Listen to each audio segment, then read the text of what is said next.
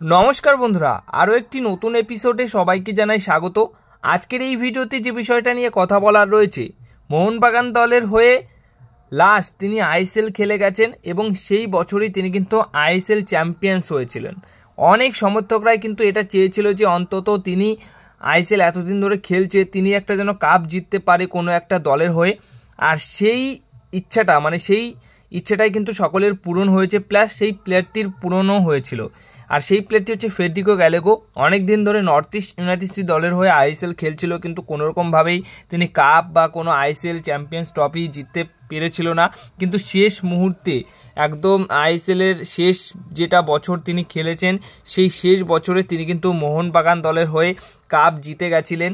তো মোটামুটি সেই কাপ জেতার মুহূর্তটা সবসময় তিনি তার সোশ্যাল মিডিয়া হ্যান্ডেলে একদম প্রথম পোস্টে পিন করে রাখে। তো রীতিমতো তার একটা পোস্ট, মন ছুঁয়ে যাওয়ার মতো একটা পোস্ট তিনি করেছেন, যেখানে দেখা যাচ্ছে যে মোহনবাগান দলের যে সমস্ত কিট পরে যখন তিনি খেলতেন, প্র্যাকটিস করতেন, সেই মোহনবাগান দলের কিট পরে তিনি কিন্তু প্র্যাকটিস করছেন বা অনুশীলন করছেন। সেটাই কিন্তু মোটামুটি একটা পোস্টের মাধ্যমে তিনি সোশ্যাল মিডিয়া হ্যান্ডেলে পোস্ট করেছেন এবং সেটা আমরা দেখছি।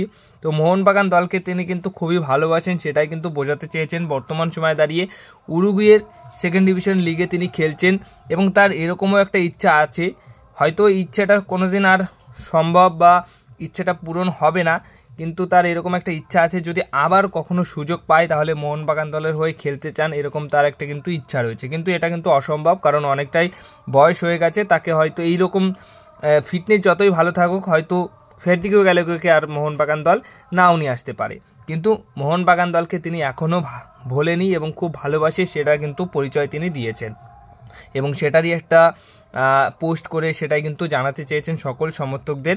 আর ফেডরিকো গ্যালেগো সত্যি কথা বলতে অনেকেরই কিন্তু পছন্দের ফুটবলার, অনেকেই কিন্তু এই ফেডরিকো গ্যালেগোকে ভালোবাসেন বা পছন্দের ফুটবলার হিসেবে মানেন। সত্যি কথা বলতে তিনি আইএসএলে অনেকটা বছরই খেলছিলেন নর্থ ইস্ট ইউনাইটেড দলের হয়ে এবং তারও একটা ইচ্ছা ছিল যে আইএসএলে কোনো একটা দলের হয়ে তিনি ট্রফি জিতবে, বাট নর্থ ইস্ট ইউনাইটেড দলের হয়ে সেটা তো হয়নি। কিন্তু শেষ মুহূর্তে শেষ সিজনে তিনি আইএসএলে ট্রফি জিতেছেন মোহনবাগান দলের হয়ে।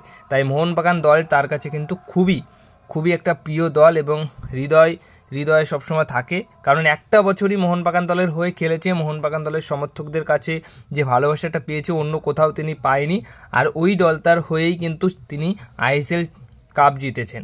তো এটা তার কাছে বিশাল একটা স্মরণীয় ক্লাব বা স্মরণীয় দিন সেই সময় ছিল এবং এখনও সেটা তিনি বারবার মনে করে রাখেন, এখনও ভালোবাসেন, সেটারও কিন্তু আমাদের মোটামুটি সেটাই বুঝাচ্ছিলেন।